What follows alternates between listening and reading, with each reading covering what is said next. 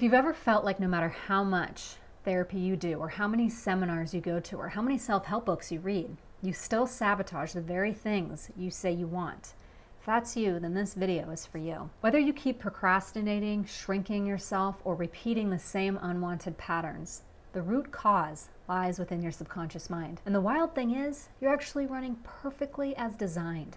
And until you understand how the subconscious mind really works, you're going to keep reliving the past, even when you promise yourself it's going to be different this time. For those of you who are new, my name is Jess, and I help motivated, self-aware individuals reprogram their subconscious mind to break free from self-sabotage. And in today's video, I want to give you an introduction to the subconscious mind, because this is the root cause of your self-sabotage. You know, most people think that they're in control of their decisions that they're making, but did you know that your subconscious mind is actually the one calling the shots? Your subconscious controls 93 to 97% of the decisions you make. It runs your body, your heartbeat, your digestion, immune system, hormones, and it also runs your emotional responses, your habits, your beliefs, and even who you're attracted to. During the first 7 years of life, your brain is in a hypnotic state called theta.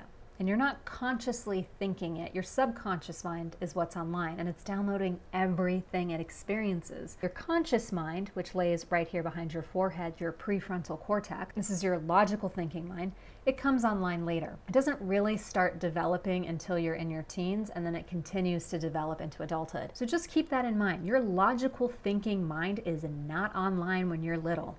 It's all your subconscious mind, which is a very primitive part of the brain. So for those first 7 years of your life, your subconscious mind is soaking up everything like a sponge. It's learning how the world works, how love works, what's considered acceptable in your family. It's tracking the very behavior that gets you loved, punished, or rejected. And your brain is adapting to all of this and getting shaped by your environment, especially the relationship you have with your primary caregivers. The subconscious mind is made up of the brainstem, the limbic system, the reptilian brain. This is a very primitive part of the brain.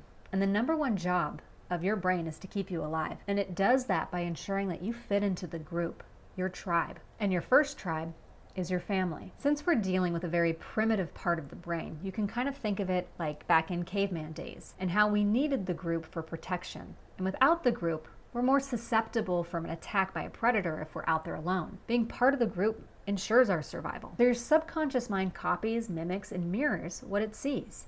If your family fights, you learn conflict is normal. If your mom overgives, you learn love equals sacrifice. If your dad says making money is hard, you'll struggle. And during these formative years, you are pretty much downloading an operating system that you will be running for the rest of your life, unless you update it. Imagine you have the latest cell phone, the latest hardware, and this is a representation of you as an adult. This is your adult body. But imagine your latest cell phone is running off the first operating system of the first phone that was ever created. What do you think is going to happen? Apps are going to crash, the screen's going to freeze, and it's not going to run properly, and you're probably going to have to restart your phone a bunch. That's what's happening to most people. They're running off this original operating system that they downloaded when they were little, and they wonder why they keep sabotaging. See, once you update the operating system, your subconscious mind, everything's going to start to run more smoothly and efficiently. Your original operating system is survival-based programming, and it was what you needed as a little one to help you survive your childhood. But now it's the very thing that's keeping you stuck. Studies show that 70% of what we absorb in childhood is negative and disempowering.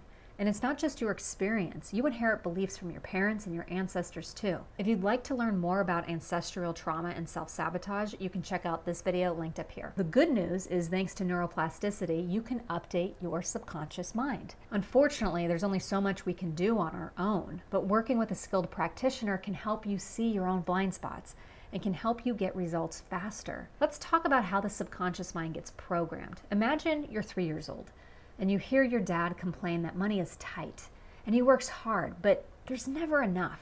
And you watch your mom put everyone else before herself, never asking for help, looking exhausted. And you only get attention when you're sick, when you do what you're told, and when you please others. So you learn, work is hard, making money is a struggle.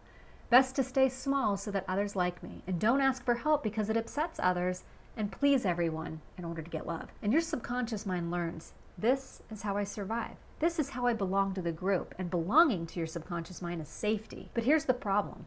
Your subconscious mind doesn't care about your happiness. It cares about your safety. It's the survival part of your brain, and it will always choose familiarity and safety. It doesn't care if you're miserable. It cares that you're alive. Your subconscious mind cares about the quantity of your life. That's how long you live. And the conscious mind cares about the quality of your life. That's if, is my life fulfilling? Am I with the person I want to spend my life with? Am I in a job that fills my soul with joy? So when you're an adult, your subconscious mind recreates what it knows so that it knows that you're surviving. So if you saw your parents fighting a lot, you will find yourself recreating that chaos and drama because that's what feels familiar to your subconscious mind. And you will unconsciously, you will not be aware that you're attracting this, but you will be attracted to people who will help you relive that experience. Your subconscious mind will feel chemistry with those people because it knows that those people will recreate that particular flavor of trauma that you grew up with because it knows how to survive that. And that brings me to one of the most important things you'll ever hear. What your subconscious mind learns to survive in childhood becomes what it's attracted to in adulthood because it knows how to survive it. This is why people repeat toxic relationships, attract bosses they hate, patterns of self-abandonment, even though consciously they want something better. Let's take the battered woman syndrome as an example. If a woman grew up in a household where abuse was present, she may find herself repeating that dynamic in adulthood. Her conscious mind doesn't want that, but her subconscious mind knows how to survive it. And that feels safer to her than kindness and respect. Your relationship to your primary caregiver sets the foundational blueprint for your romantic relationships later on in life. If you want to go deeper into that, you can check out my playlist on attachment styles. I'll link it up here, and how they sabotage love. This happened to me. This is how I got into this line of work. My mother was an addict, an alcoholic. So what did I subconsciously seek out in my romantic life? Addicts, chaos, emotional instability, and I craved a healthy relationship, something loving and stable. But I kept finding myself in relationships that recreated that same painful childhood experience that I grew up with because my subconscious knew how to survive that. But it all changed when I worked with a skilled practitioner to reprogram my subconscious mind. Until your subconscious mind feels safe with what you consciously desire, it will sabotage your efforts every single time. The good news is, because of neuroplasticity, the subconscious mind can change. Nothing is written in stone. The thing is, people can be in talk therapy for decades and not get to the root cause of their issues because they're only using their conscious mind to solve a subconscious issue. And in my honest opinion, a lot of talk therapy fosters a codependent dynamic. You feel like you need your therapist just to function. But true healing should set that individual free. You guys, I spent over $100,000 on trying to figure this out. I tried everything: hypnosis, EMDR, somatic healing, NLP, ancestral trauma healing, EFT, Psych-K, parts work, inner child work, journaling, affirmations, tapping, vision boards, you name it. I did it. And what worked, I mastered. And now I have created a method that gets results quickly. The number one review I get is, Jess, one session with you was more than I got in years of therapy. For those of you who are curious to learn more, you can schedule a complimentary 15-minute Zoom call with me. The link is in the description below. Now, I encourage you to try different modalities to help reprogram your subconscious mind. Some people, hypnosis works for them and others it doesn't. And if something you try doesn't work for you, please don't give up. Keep trying. Try something new. Keep exploring. Something is going to click for you. Change doesn't have to take decades. When you work directly with the subconscious mind, change happens fast. But here's something you may not realize. Your subconscious is being programmed all the time by what you watch on television. It's telling you a vision. The lyrics in your music, your social media, the news, even your internal dialogue sends instructions to your subconscious mind. Your thoughts matter. The phrases you repeat inside your mind matter. You will seek what you speak. You see, your prefrontal cortex, your conscious mind, your logical thinking mind, goes offline due to fear, toxins in your environment and what you consume, stress. And when your conscious mind goes offline, your subconscious mind comes up. And your subconscious mind follows orders. So be careful of the orders that you're allowing in. Because remember, the subconscious mind goes along with the group. And if the group is headed to the slaughterhouse, you might be headed to the slaughterhouse too. If a culture glorifies burnout, you'll burn out. If the media displays dysfunction, you'll mimic it, even when it's destroying your relationships.